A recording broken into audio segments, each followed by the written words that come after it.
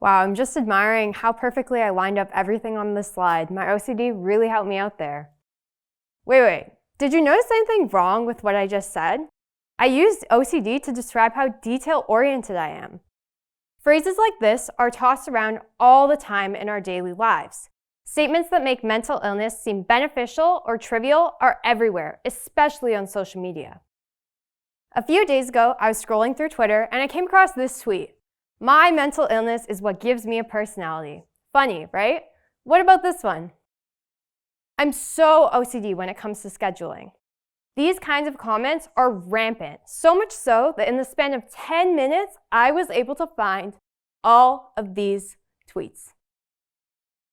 Romanticizing mental illness makes it seem glamorous or desirable, neither of which are true in reality. When we romanticize mental illness, we diminish the severity of these disorders.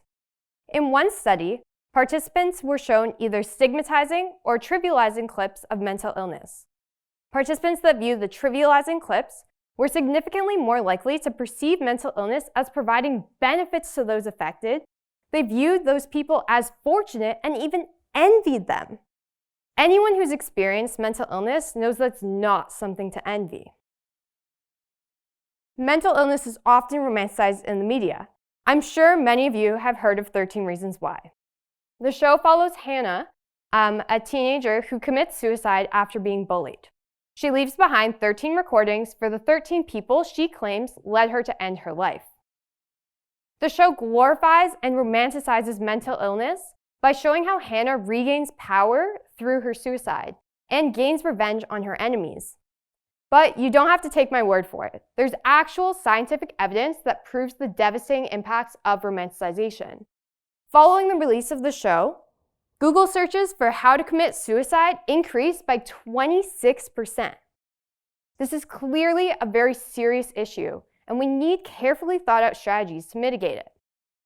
Education is one way to reduce trivialization and stigma. When individuals learn about the reality behind these disorders and are able to talk to people with lived experience, they're better able to understand the sensitivity needed. Education is important because mental illness involves so much more than just being clean. Yet this is the perception that people commonly hold about OCD. Take this tweet, for example. "I wish I had OCD about cleaning." This makes OCD seem like something you would want to have, when in reality, the obsessions and compulsions involved in OCD take over an hour, cause significant distress and impairment in functioning. Suddenly, this isn't really seeming like something you would want to have, is it?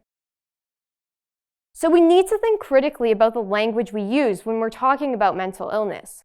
The principle of linguistic relativity says that our language actively constructs our thoughts and beliefs about a subject. Similarly, definitions of abnormality are culturally defined, so they vary based on time period and area. So when we use romanticizing language to talk about mental illness, we're actively constructing people's beliefs about abnormality.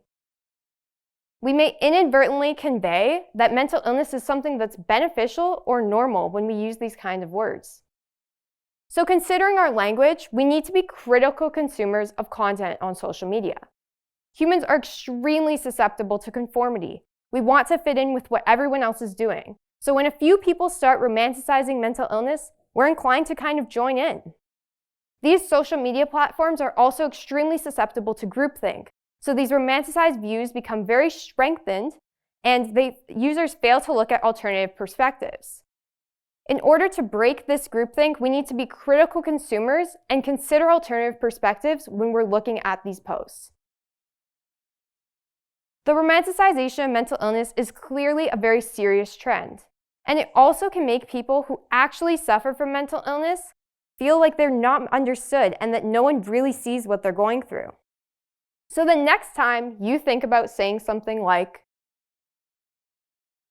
"I'm so OCD," pause and think about the power that your words hold, because it's truly so easy to pick another word.